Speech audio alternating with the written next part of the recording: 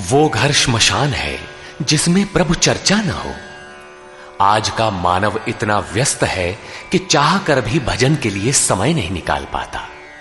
ऐसी परिस्थिति में गीता का संदेश कर्ण कुहरों तक पहुंच भर जाए तो परम श्रेय और समृद्धि के संस्कारों का बीजारोपण हो जाता है। भगवान की वाणी के इन कैसेटों से दिन भर उस परम प्रभु का स्मरण बना रहेगा और यही भजन की आधारशिला है।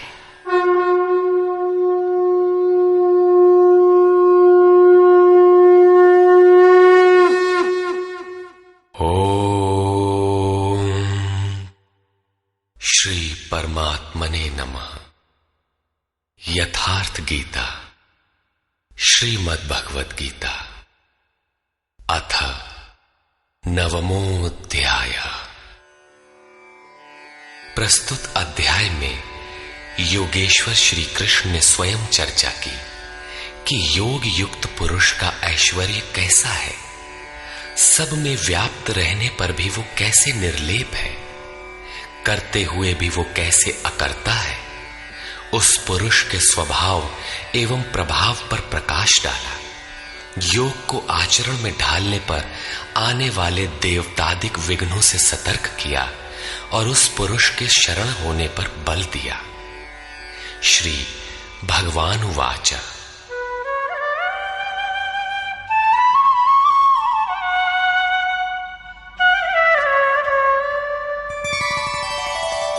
इदन्तु ते गुह्यतमम् प्रवक्ष्याम्यनसूयवे ज्ञानं विज्ञानसहितं यज्ञात्वा मोक्ष्यसे शुभात्। योगेश्वर श्री कृष्ण ने कहा, अर्जुन, असूया अर्थात डाह ईर्ष्या रहित तेरे लिए मैं इस परम गोपनीय ज्ञान को विज्ञान सहित कहूंगा, अर्थात प्राप्ति के पश्चात महापुरुष की रहनी के साथ कहूंगा कि कैसे वो महापुरुष सर्वत्र एक साथ कर्म करता है, कैसे वो जागृति प्रदान करता है, रथी बनकर आत्मा के साथ कैसे सदैव रहता है। यत् ज्ञात्वा, जिसे साक्षात जानकर तू दुख रूपी संसार से मुक्त हो जाएगा। वो ज्ञान कैसा है, इस पर कहते हैं,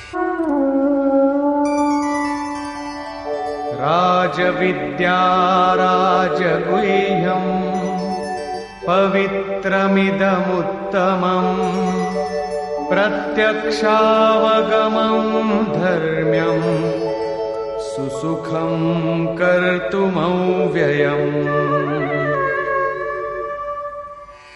विज्ञान से संयुक्त ये ज्ञान सभी विद्याओं का राजा है। विद्या का अर्थ भाषा ज्ञान अथवा शिक्षा नहीं है। विद्या ही का ब्रह्म गति प्रदाया सा विद्या या विमुक्तये। विद्या उसे कहते हैं कि जिसके पास आए उसे उठाकर ब्रह्म पथ पर चलाते हुए मोक्ष प्रदान कर दे। यदि रास्ते में रिद्धियों सिद्धियों अथवा प्रकृति में कहीं उलझ गया तो सिद्ध है कि अविद्या सफल हो गई। वो विद्या नहीं है। ये राजविद्या ऐसी है जो निश्चित कल्याण करने वाली है। ये सभी गोपनीयों का राजा है। अविद्या और विद्या के अवगुंठन का अनावरण होने पर योग युक्तता के पश्चात ही इससे मिलन होता है। ये अति पवित्र, उत्तम और प्रत्यक्ष फल वाला है। इधर करो उधर लो, ऐसा प्रत्यक्ष फल वाला है। ये अंधविश्वास नहीं है कि इस जन्म में साधन करो, फल कभी दूसरे जन्मों में मिलेगा। ये परम धर्म परमात्मा से संयुक्त है। विज्ञान सहित ये ज्ञान करने में सरल और अविनाशी है। अश्रद्धाना पुरुषा धर्मस्यास्य परन्तप अप्राप्य मां निवर्तन्ते मृत्यु संसार वर्त्मनि। परंतप अर्जुन, इस धर्म में अर्थात जिसका थोड़ा भी साधन करने पर विनाश नहीं होता, श्रद्धा रहित पुरुष मुझे प्राप्त न होकर संसार क्षेत्र में भ्रमण करता ही रहता है। अतः श्रद्धा अनिवार्य है। क्या आप संसार से परे हैं? इस पर कहते हैं, मया ततमिदं सर्वं जगदव्यक्तमूर्तिना मत्स्थानि सर्वभूतानि न चाहं तेष्वस्थितः। मुझ अव्यक्त स्वरूप से ये सब जगत व्याप्त है, अर्थात मैं जिस स्वरूप में स्थित हूं वो सर्वत्र व्याप्त है। सभी प्राणी मुझ में स्थान पाए हैं, किंतु मैं उनमें स्थित नहीं हूं, क्योंकि मैं अव्यक्त स्वरूप में स्थित हूं। महापुरुष जिस अव्यक्त स्वरूप में स्थित हैं, वहीं से अर्थात शरीर छोड़कर उसी अव्यक्त स्तर से ही बात करते हैं। इसी क्रम में आगे कहते हैं, न च मत्स्थानि भूतानि पश्य मे योगमैश्वरम् भूतभृन्न च भूतस्थो ममात्मा भूतभावनः। वस्तुतः सब भूत भी मुझ में स्थित नहीं है, क्योंकि वे मरण धर्मा है, प्रकृति के आश्रित हैं। किंतु मेरे योग माया के ऐश्वर्य को देख कि जीवधारियों को उत्पन्न और पोषण करने वाला मेरा आत्मा भूतों में स्थित नहीं है। मैं आत्म स्वरूप हूं, इसलिए मैं उन भूतों में स्थित नहीं हूं। यही योग का प्रभाव है। इसको स्पष्ट करने के लिए योगेश्वर श्री कृष्ण दृष्टांत देते हैं।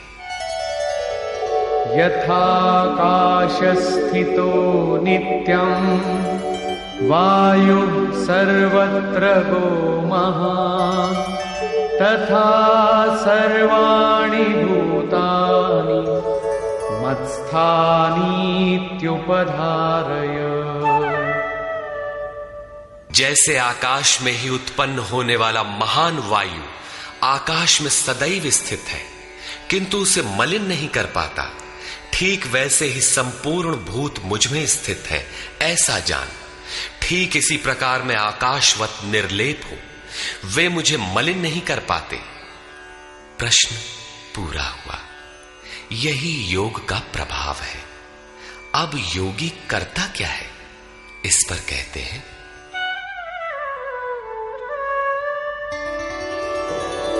सर्वभूतानि कौन्तेय प्रकृतिं यान्ति मामिकाम् कल्पक्षये पुनस्तानि कल्पादौ विसृजाम्यहम्। अर्जुन, कल्प के विलय काल में सब भूत मेरी प्रकृति अर्थात मेरे स्वभाव को प्राप्त होते हैं, और कल्प के आदि में मैं उनको बार बार विसृजामि विशेष रूप से सृजन करता हूं। थे तो वे पहले से, किंतु विकृत थे, उन्हीं को रचता हूं, सजाता हूं। जो अचेत हैं उन्हें जागृत करता हूं, कल्प के लिए प्रेरित करता हूं। कल्प का तात्पर्य है उत्थानोन्मुख परिवर्तन। आसुरी संपद से निकलकर जैसे जैसे पुरुष दैवी संपद में प्रवेश पाता है, यहीं से कल्प का आरंभ है, और जब ईश्वर भाव को प्राप्त हो जाता है, वही कल्प का क्षय है। अपना कर्म पूरा करके कल्प भी विलय हो जाता है।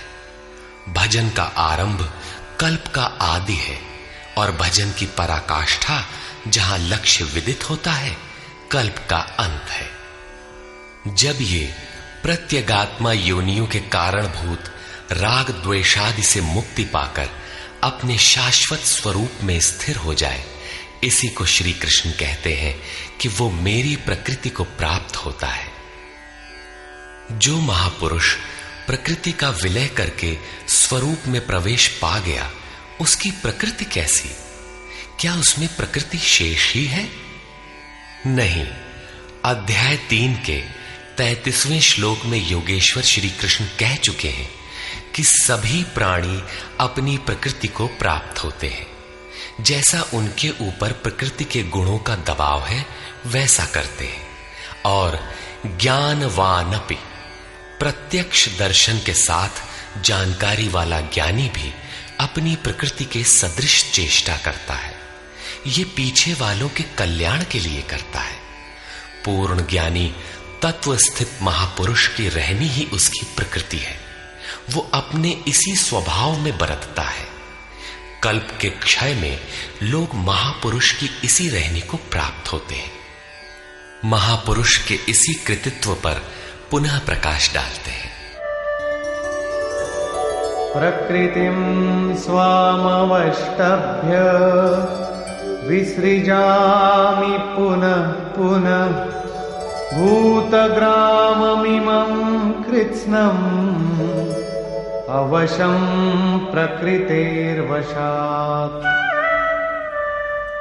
अपनी प्रकृति अर्थात महापुरुष की रहनी स्वीकार करके प्रकृतेर्वशांत, अपने अपने स्वभाव में स्थित प्रकृति के गुणों से परवश हुए इन संपूर्ण भूत समुदाय को मैं बारंबार विसृजाम, विशेष सृजन, विशेष रूप से सजाता हूं। इन्हें अपने स्वरूप की ओर बढ़ने के लिए प्रेरित करता हूं। तब तो आप इस कर्म से बंधे हैं। न च मां तानि कर्माणि निबध्नन्ति धनञ्जय उदासीनवदासीनम् असक्तं तेषु कर्मसु। अध्याय 4 के 9वें श्लोक में योगेश्वर श्री कृष्ण ने कहा था कि महापुरुष की कार्य प्रणाली अलौकिक है। अध्याय 9 के 4थे श्लोक में बताया, मैं अव्यक्त रूप से करता हूं। यहां भी वही कहते हैं, धनंजय, जिन कर्मों को मैं अदृश्य रूप से करता हूं उसमें मेरी आसक्ति नहीं है। उदासीन के सदृश स्थित रहने वाले मुझ परमात्म स्वरूप को वे कर्म नहीं बांधते, क्योंकि कर्म के परिणाम में जो लक्ष्य मिलता है उसमें मैं स्थित हूं। इसलिए उन्हें करने के लिए मैं विवश नहीं हूं। ये तो स्वभाव के साथ जुड़ी प्रकृति के कार्यों का प्रश्न था। महापुरुष की रहनी थी, उनकी रचना थी। अब मेरे अध्यास से जो माया रचती है वो क्या है? वो भी एक कल्प है। मयाध्यक्षेण प्रकृतिः सूयते सचराचरम् हेतुनानेन कौन्तेय जगत् विपरिवर्तते। अर्जुन, मेरी अध्यक्षता में अर्थात मेरी उपस्थिति में सर्वत्र व्याप्त मेरे अध्यास से ये माया अर्थात त्रिगुणमयी प्रकृति, अष्टधा मूल प्रकृति और चेतन दोनों चराचर सहित जगत को रचती है, जो क्षुद्र कल्प है। और इसी कारण से यह संसार आवागमन के चक्र में घूमता रहता है। प्रकृति का यह क्षुद्र कल्प, जिसमें काल का परिवर्तन है, मेरे अध्यास से प्रकृति ही करती है, मैं नहीं करता। किंतु 7वें श्लोक का कल्प आराधना का संचार एवं पूर्ति पर्यंत मार्गदर्शन वाला कल्प महापुरुष स्वयं करते हैं। एक स्थान पर वे स्वयं करता है जहां वे विशेष रूप से सृजन करते हैं। यहां कर्ता प्रकृति है, जो केवल मेरे आभास से ये क्षणिक परिवर्तन करती है, जिसमें शरीरों का परिवर्तन, काल परिवर्तन, युग परिवर्तन इत्यादि आते हैं। ऐसा व्याप्त प्रभाव होने पर भी मूढ़ लोग मुझे नहीं जानते। यथा अवजानन्ति मां मूढ़ा मानुषीं तनुमाश्रितम् परं भावमजानन्तो मम भूतमहेश्वरम्। संपूर्ण भूतों के महान ईश्वर रूप मेरे परम भाव को न जानने वाले मूढ़ लोग मुझे मनुष्य शरीर के आधार वाला और तुच्छ समझते हैं। संपूर्ण प्राणियों के ईश्वरों का भी जो महान ईश्वर है, उस परम भाव में मैं स्थित हूं, किंतु हूं मनुष्य शरीरधारी। मूढ़ लोग इसे नहीं जानते, वे मुझे मनुष्य कहकर संबोधित करते हैं। उनका दोष भी क्या है? जब वे दृष्टिपात करते हैं तो महापुरुष का शरीर ही तो दिखाई पड़ता है। कैसे वे समझे कि आप महान ईश्वर भाव में स्थित हैं? वे क्यों नहीं देख पाते? इस पर कहते हैं, मोघाशा मोघ कर्माणो मोघ ज्ञानाविचेतसः राक्षसीमासुरीं चैव प्रकृतिं मोहिनीं श्रिताः। वे वृथा आशा अर्थात जो कभी पूर्ण न हो ऐसी आशा, वृथा कर्म अर्थात बंधनकारी कर्म, वृथा ज्ञान अर्थात जो वस्तुतः अज्ञान है, विचेतसः विशेष रूप से अचेत हुए राक्षसों और असुरों के से मोहित होने वाले स्वभाव को धारण किए होते हैं, अर्थात आसुरी स्वभाव वाले होते हैं। इसलिए मनुष्य समझते हैं असुर और राक्षस मन का एक स्वभाव है, न कि कोई जाति या योनि। आसुरी स्वभाव वाले मुझे नहीं जान पाते, किंतु महात्मा जन मुझे जानते और भजते हैं। महात्मानस्तु मां पार्थ दैवीं प्रकृतिमाश्रिताः भजन्त्यनन्यमनसो ज्ञात्वा भूतादिमौ व्ययम्।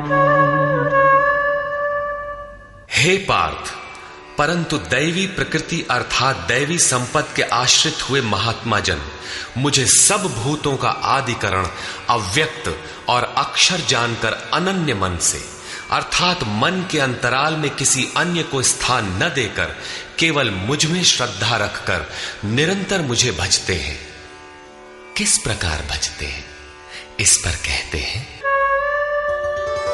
सततं कीर्तयन्तो मां यतन्तश्च दृढव्रताः नमस्यन्तश्च मां भक्त्या नित्ययुक्ता उपासते।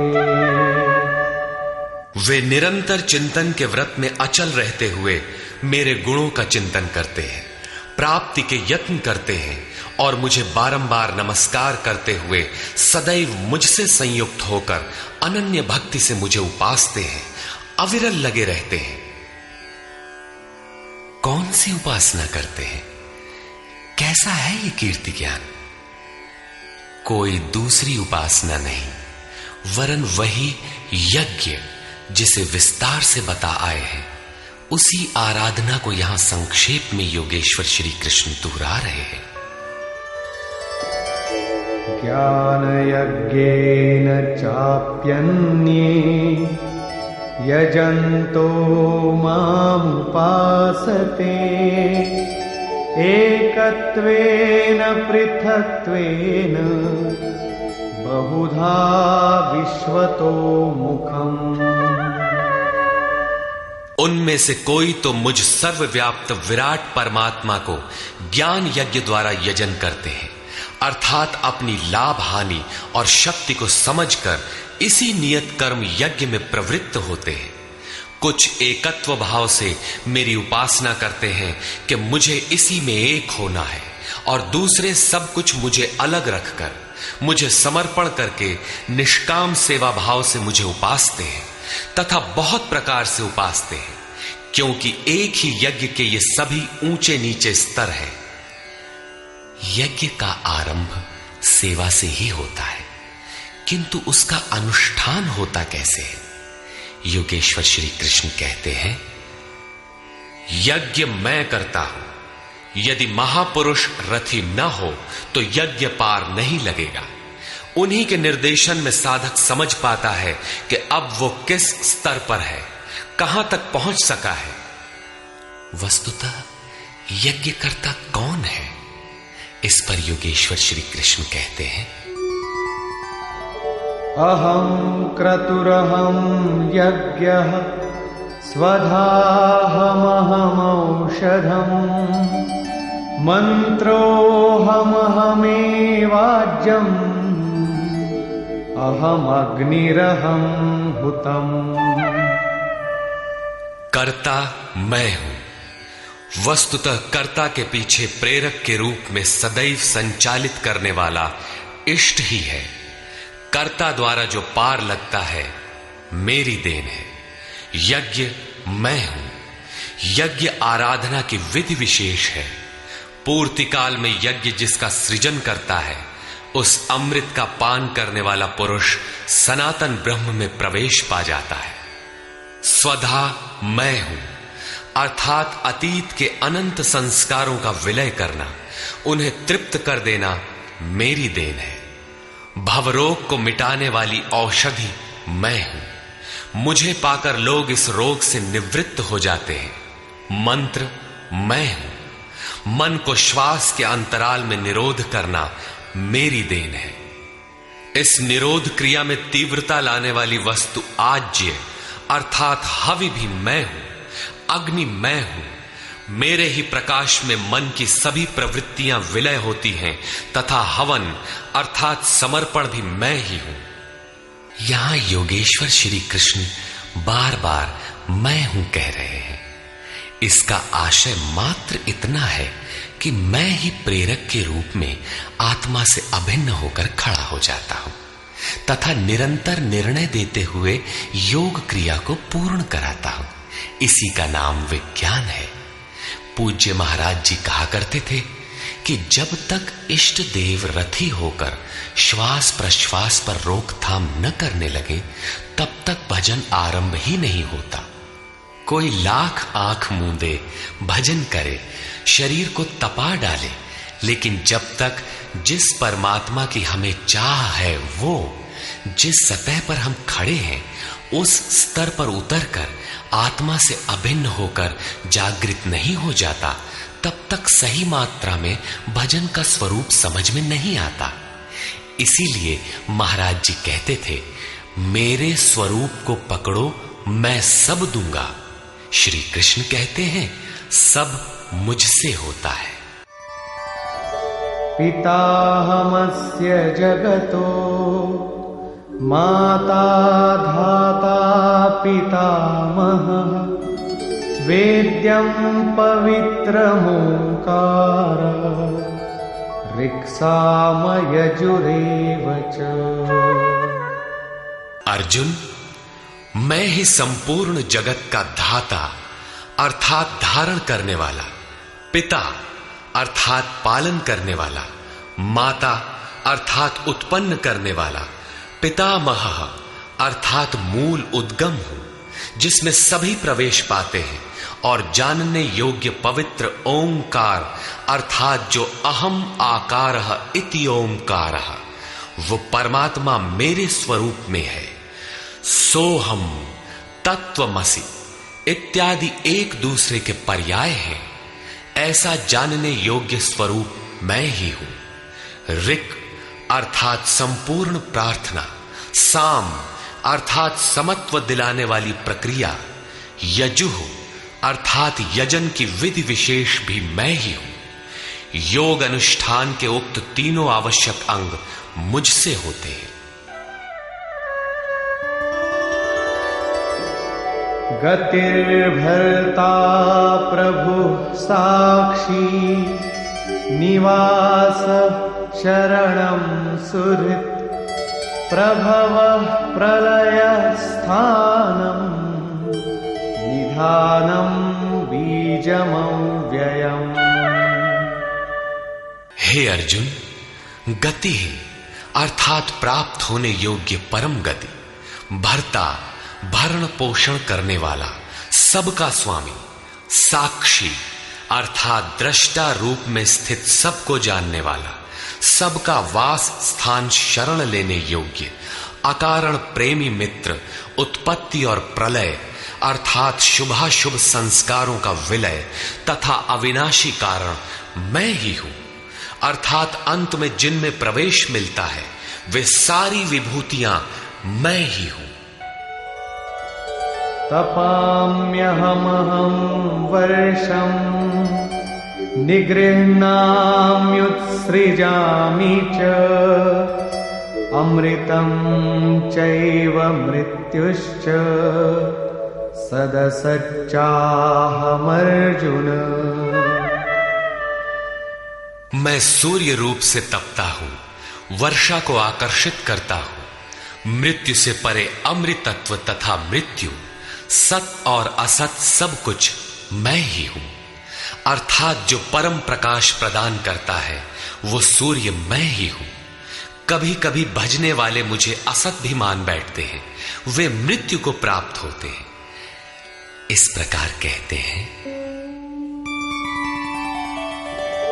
त्रैविद्या मां सोमपाः पूतपापाः यज्ञैरिष्ट्वा स्वर्गतिं प्रार्थयन्ते ते पुण्यमासाद्य सुरेन्द्रलोकम् अश्नन्ति दिव्यान् दिवि देवभोगान्।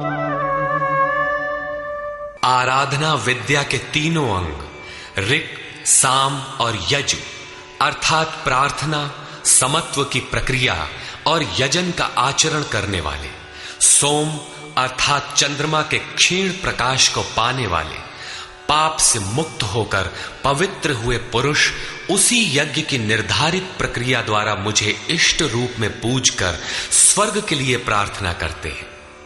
यही असत की कामना है जिससे वे मृत्यु को प्राप्त होते हैं, उनका पुनर्जन्म होता है, जैसा पिछले श्लोक में योगेश्वर ने बताया।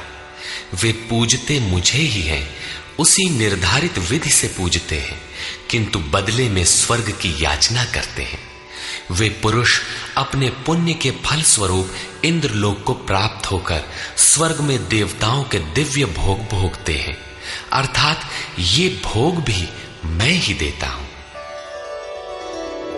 ते तं भुक्त्वा स्वर्गलोकं विशालम् क्षीणे पुण्ये मर्त्यलोकं विशन्ति एवं त्रयी धर्ममनुप्रपन्ना गतागतं कामकामा लभन्ते।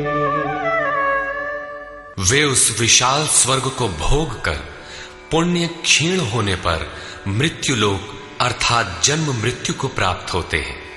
इस प्रकार त्रयी धर्मम प्रार्थना, समत्व एवं यजन की तीनों विधियों से एक ही यज्ञ का अनुष्ठान करने वाले मेरे शरण हुए भी कामना वाले पुरुष बारंबार जाने आने को अर्थात पुनर्जन्म को प्राप्त होते हैं। अतः किसी प्रकार की कामना नहीं करनी चाहिए। जो कामना नहीं करते उन्हें क्या मिलता है? अनन्याश्चिन्तयन्तो मां ये जनाः पर्युपासते तेषां नित्याभियुक्तानां योगक्षेमं वहाम्यहम्। अनन्य भाव से मुझ में स्थित भक्तजन मुझ परमात्म स्वरूप का निरंतर चिंतन करते हैं। पर्युपासते लेश मात्र भी त्रुटि न रखकर मुझे उपासते हैं। उन नित्य एक ही भाव से संयुक्त हुए पुरुषों का योगक्षेम मैं स्वयं वहन करता हूं, अर्थात उनके योग की सुरक्षा की सारी जिम्मेदारी मैं अपने हाथ में लेता हूं। इतना होने पर भी लोग अन्य देवताओं को भजते हैं। येऽप्यन्य देवता भक्ता यजन्ते श्रद्धयान्विता तेऽपि मामेव कौन्तेय यजन्त्यविधिपूर्वकम्। कौन्तेय, श्रद्धा से युक्त हुए जो भक्त दूसरे दूसरे देवताओं को पूजते हैं वे भी मुझे ही पूजते हैं, किंतु उनका वो पूजना अविधि पूर्वक है, मेरी प्राप्ति की विधि से रहित है। यहां योगेश्वर श्री कृष्ण ने दूसरी बार देवताओं के प्रकरण को लिया है। सर्वप्रथम अध्याय 7 के 20वें से 23वें श्लोक तक उन्होंने कहा, अर्जुन, कामनाओं द्वारा जिनके ज्ञान का अपहरण कर लिया गया है, ऐसे मूढ़ बुद्धि पुरुष अन्य देवताओं की पूजा करते हैं, और जहां पूजा करते हैं वहां देवता नाम की सक्षम सत्ता तो है नहीं, परंतु पीपल, पत्थर, भूत, भवानी अथवा अन्यत्र जहां उनकी श्रद्धा झुक जाती है वहां कोई देवता नहीं है। मैं ही सर्वत्र हूं, उस स्थान पर मैं ही खड़ा होकर उनकी देव श्रद्धा को उन स्थानों पर स्थिर करता हूं। मैं ही फल का विधान करता हूं, फल देता हूं। फल निश्चित मिलता है, किंतु उनका फल नाशवान है। आज है तो कल भोगने में आ जाएगा, नष्ट हो जाएगा, जबकि मेरा भक्त नष्ट नहीं होता। अतः वे मूढ़ बुद्धि जिनके ज्ञान का अपहरण हो गया है वही अन्य देवता की पूजा करते हैं। प्रस्तुत अध्याय 9 के 23 से 25वें श्लोक तक योगेश्वर श्री कृष्ण पुनः दोहराते हैं, अर्जुन, जो श्रद्धा से अन्य अन्य देवताओं को पूजते हैं वे मुझे ही पूजते हैं, किंतु अविधि पूर्वक है। अब प्रश्न उठता है कि जब वे भी प्रकारांतर से आपको ही पूजते हैं और फल भी मिलता ही है, तो दोष क्या है? अहं हि सर्वयज्ञानां भोक्ता च प्रभुरेव च न तु मामभिजानन्ति तत्त्वेनातश्च्यवन्ति ते। संपूर्ण यज्ञों का भोक्ता अर्थात यज्ञ जिसमें विलय होते हैं, यज्ञ के परिणाम में जो मिलता है वो मैं हूं और स्वामी भी मैं ही हूं, परंतु वे मुझे तत्व से भली प्रकार नहीं जानते, इसलिए च्यवंती गिरते हैं, अर्थात वे कभी अन्य देवताओं में गिरते हैं और तत्व से जब तक नहीं जानते तब तक कामनाओं से भी गिरते हैं। उनकी गति क्या है?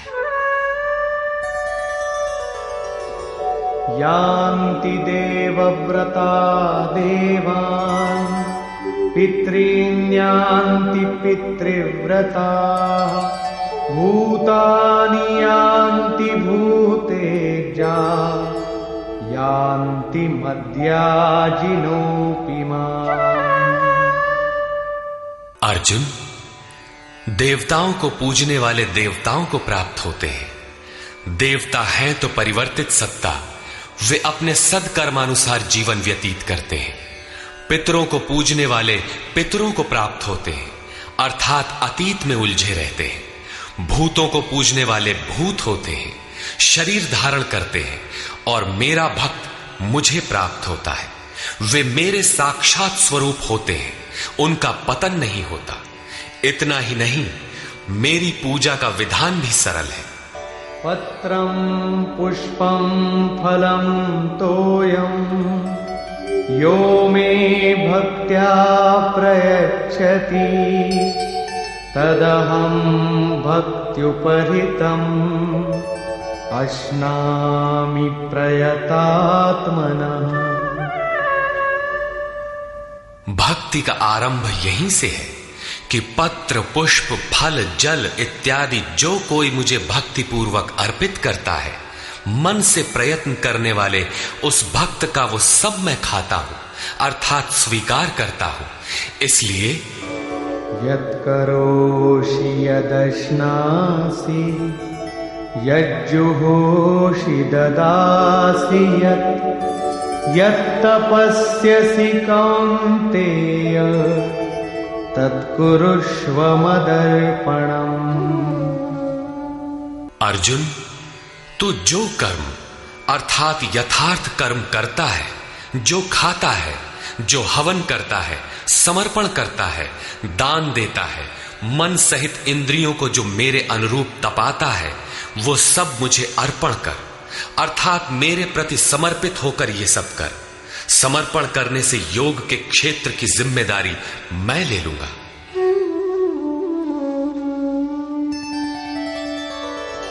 शुभाशुभ फलैरेवं मोक्ष्यसे कर्म बन्धनैः संन्यास योग युक्तात्मा विमुक्तो मामुपैष्यसि।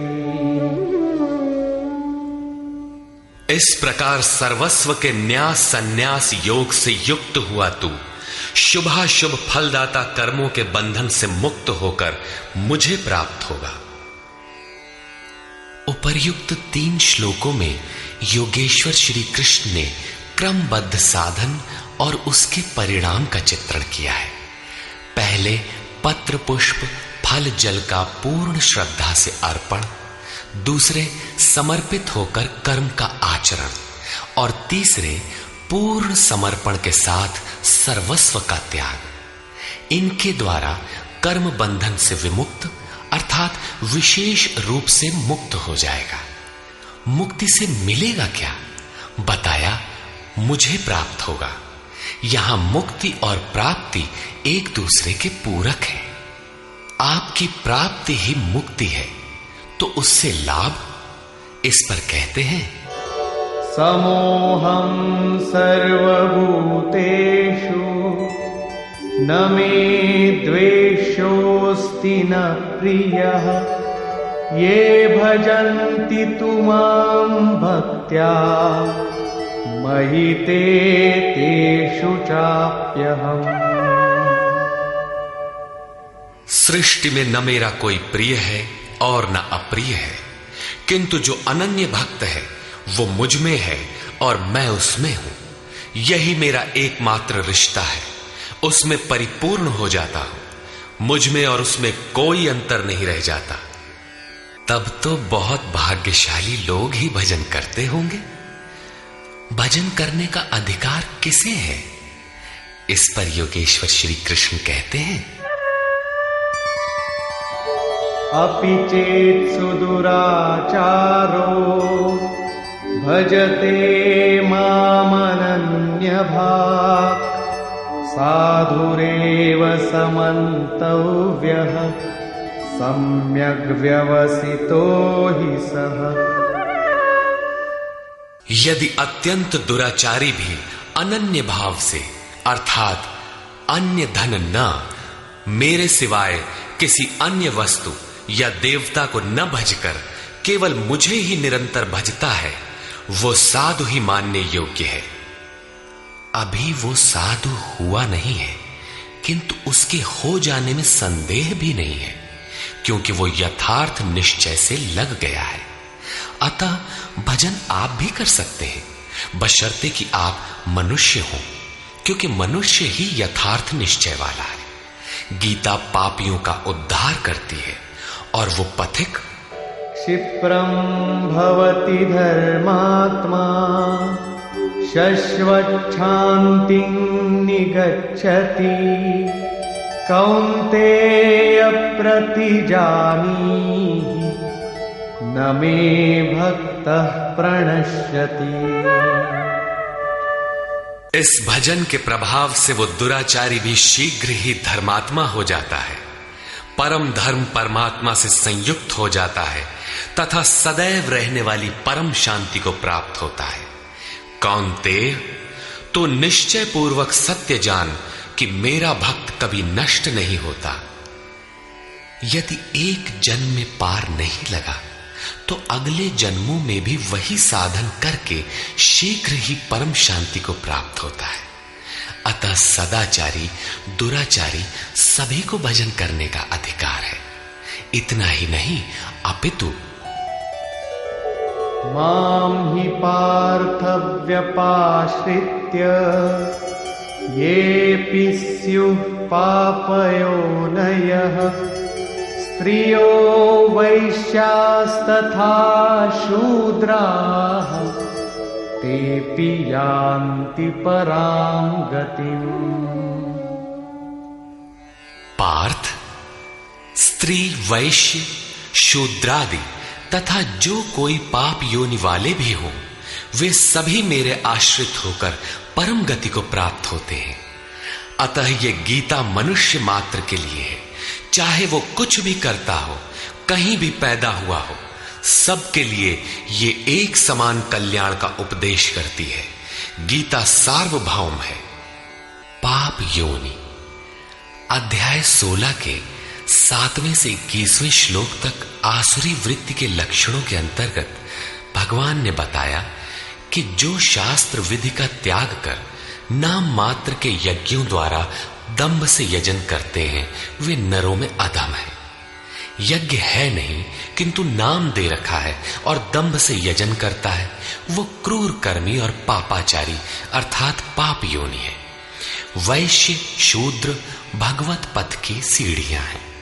स्त्रियों के प्रति कभी सम्मान, कभी हीनता की भावना रही है, किंतु योग प्रक्रिया में स्त्री और पुरुष दोनों का समान ही प्रवेश है। किं पुनर्ब्राह्मणा पुण्या भक्ता राजर्षयस्तथा अनित्यमसुखं लोकम् इमं प्राप्य भजस्व माम्। फिर तो ब्राह्मण तथा राजर्षि क्षत्रिय श्रेणी के भक्तों के लिए कहना ही क्या है। ब्राह्मण एक अवस्था विशेष है जिसमें ब्रह्म में प्रवेश दिला देने वाली सारी योग्यताएं विद्यमान हैं। शांति, आर्जव, अनुभवी, उपलब्धि, ध्यान और इष्ट के निर्देशन पर जिसमें चलने की क्षमता है, यही ब्राह्मण की अवस्था है।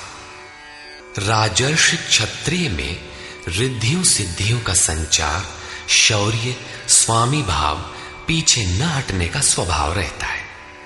इस योग स्तर पर पहुंचे हुए योगी तो पार होते ही हैं, उनके लिए क्या कहना है।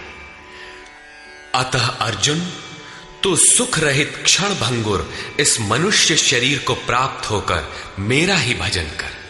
इस नश्वर शरीर के ममत्व पोषण में समय नष्ट न कर। अतः वे भजन की धारणा पर प्रोत्साहन देते हैं। मन्मना भव मद्भक्तो मद्याजी मां नमस्कुरु मामे वैश्यसि युक्त्वैवम् आत्मानं मत्परायणः। अर्जुन, मेरे में ही मन वाला हो, सिवाय मेरे दूसरे भाव मन में ना आने पाए। मेरा अनन्य भक्त हो, अनवरत चिंतन में लग, श्रद्धा सहित मेरा ही निरंतर पूजन कर और मेरे को ही नमस्कार कर। इस प्रकार मेरे शरण हुआ, आत्मा को मुझ में एक ही भाव से स्थित कर, तो मुझे ही प्राप्त होगा, अर्थात मेरे साथ एकता प्राप्त करेगा। निष्कर्ष, इस अध्याय के आरंभ में श्री कृष्ण ने कहा, अर्जुन, तुझ दोष रहित भक्त के लिए मैं इस ज्ञान को विज्ञान सहित कहूंगा, जिसे जानकर कुछ भी जानना शेष नहीं रहेगा। इसे जानकर तू संसार बंधन से छूट जाएगा। यह ज्ञान संपूर्ण विद्याओं का राजा है। विद्या वह है जो परब्रह्म में प्रवेश दिलाए। यह ज्ञान उसका भी राजा है, अर्थात निश्चित कल्याण करने वाला है। यह संपूर्ण गोपनीयों का भी राजा है। गोपनीय वस्तु को भी प्रत्यक्ष कराने वाला है। यह प्रत्यक्ष फल वाला, साधन करने में सुगम और अविनाशी है। इसका थोड़ा भी साधन आपसे पार लग जाए तो इसका कभी नाश नहीं होता, वरन इसके प्रभाव से वह परम श्रेय तक पहुंच जाता है। किंतु इसमें एक शर्त है, श्रद्धा विहीन पुरुष परम गति को प्राप्त न होकर संसार चक्र में भटकता है। योगेश्वर श्री कृष्ण ने योग के ऐश्वर्य पर भी प्रकाश डाला। दुख के संयोग का वियोग ही योग है। अर्थात जो संसार के संयोग वियोग से सर्वथा रहित है, उसका नाम योग है। परम तत्व परमात्मा के मिलन का नाम योग है। परमात्मा की प्राप्ति ही योग की पराकाष्ठा है। जो इसमें प्रवेश पा गया, उस योगी के प्रभाव को देख कि संपूर्ण भूतों का स्वामी और जीवधारियों का पोषण करने वाला होने पर भी मेरा आत्मा उन भूतों में स्थित नहीं है। मैं आत्म स्वरूप में स्थित हूं। वही हूं जैसे आकाश से उत्पन्न सर्वत्र विचरने वाला वायु आकाश में ही स्थित है, किंतु उसे मलिन नहीं कर पाता। उसी प्रकार संपूर्ण भूत मुझ में स्थित है, लेकिन मैं उनमें लिप्त नहीं हूं। अर्जुन, कल्प के आदि में मैं भूतों को विशेष प्रकार से रचता हूं, सजाता हूं, और कल्प के पूर्ति काल में संपूर्ण भूत मेरी प्रकृति को अर्थात योगारूढ़ महापुरुष की रहनी को, उनके अव्यक्त भाव को प्राप्त होते हैं।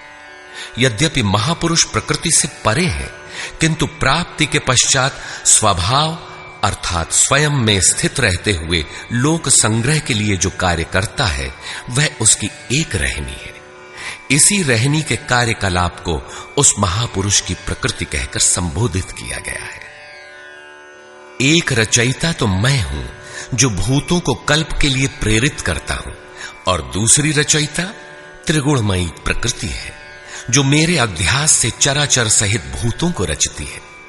यह भी एक कल्प है जिसमें शरीर परिवर्तन, स्वभाव परिवर्तन और काल परिवर्तन निहित है। इस प्रकार कल्प दो प्रकार के हैं। एक तो वस्तु का, शरीर और काल का परिवर्तन कल्प है। यह परिवर्तन प्रकृति ही मेरे आभास से करती है, किंतु इससे महान कल्प जो आत्मा को निर्मल स्वरूप प्रदान करता है, उसका श्रृंगार महापुरुष करते हैं। वे अचेत भूतों को सचेत करते हैं। भजन का आदि ही इस कल्प का आरंभ है, और भजन की पराकाष्ठा कल्प का अंत है। जब यह कल्प भवरोग से पूर्ण निरोग बनाकर शाश्वत ब्रह्म में प्रवेश अर्थात स्थिति दिला देता है, उस प्रवेश काल में योगी मेरी रहनी और मेरे स्वरूप को प्राप्त होता है। प्राप्ति के पश्चात महापुरुष की रहनी ही उसकी प्रकृति है। योगेश्वर श्री कृष्ण कहते हैं, अर्जुन, मूढ़ लोग मुझे नहीं जानते, मुझ ईश्वरों के ईश्वर को भी तुच्छ समझते हैं, साधारण मनुष्य मानते हैं। प्रत्येक महापुरुष के साथ यह विडंबना रही है कि तत्कालीन समाज ने उनकी उपेक्षा की, उनका डटकर विरोध हुआ। श्री कृष्ण भी इसके अपवाद नहीं थे। वे कहते हैं, मैं परम भाव में स्थित हूं, किंतु शरीर मेरा भी मनुष्य का ही है। अतः मूढ़ पुरुष मुझे तुच्छ कहकर, मनुष्य कहकर संबोधित करते हैं। ऐसे लोग व्यर्थ आशा वाले, व्यर्थ कर्म वाले, व्यर्थ ज्ञान वाले हैं कि कुछ भी करें और कह दें कि हम तो कामना नहीं करते, हो गए निष्काम कर्मयोगी। वे आसुरी स्वभाव वाले मुझे नहीं परख पाते, किंतु दैवी संपत्ति को प्राप्त जन अनन्य भाव से मेरा ध्यान करते हैं, मेरे गुणों का निरंतर चिंतन करते हैं। अनन्य उपासना अर्थात यज्ञार्थ कर्म के दो ही मार्ग हैं। पहला है ज्ञान मार्ग अर्थात अपने भरोसे, अपनी शक्ति को समझकर उसी नियत कर्म में प्रवृत्त होना, और दूसरी विधि स्वामी सेवक भावना की है, जिसमें सद्गुरु के प्रति समर्पित होकर वही कर्म किया जाता है। इन्हीं दो दृष्टियों से लोग मुझे उपासते हैं, किंतु उनके द्वारा जो पार लगता है वह यज्ञ, वह हवन, वह कर्ता, श्रद्धा और औषधि जिससे भावरोग की चिकित्सा होती है, मैं ही हूं। अंत में जो गति प्राप्त होती है वह गति भी मैं ही हूं। इसी यज्ञ को लोग त्रैविद्या, प्रार्थना, यजन और समत्व दिलाने वाली विधियों से संपादित करते हैं, किंतु बदले में स्वर्ग की कामना करते हैं। तो मैं स्वर्ग भी देता हूं। उसके स्वभाव से वे इंद्र पद प्राप्त कर लेते हैं, दीर्घ काल तक उसे भोगते हैं, किंतु पुण्य क्षीण होने पर वे पुनर्जन्म को प्राप्त होते हैं। उनकी क्रिया सही थी, किंतु भोगों की कामना रहने पर पुनर्जन्म पाते हैं। अतः भोगों की कामना नहीं करनी चाहिए। जो अनन्य भाव से, अर्थात मेरे सिवाय दूसरा है ही नहीं, ऐसे भाव से जो निरंतर मेरा चिंतन करते हैं, लेश मात्र भी त्रुटि न रह जाए, ऐसे जो भजते हैं, उनके योग की सुरक्षा का भार मैं अपने हाथ में ले लेता हूं।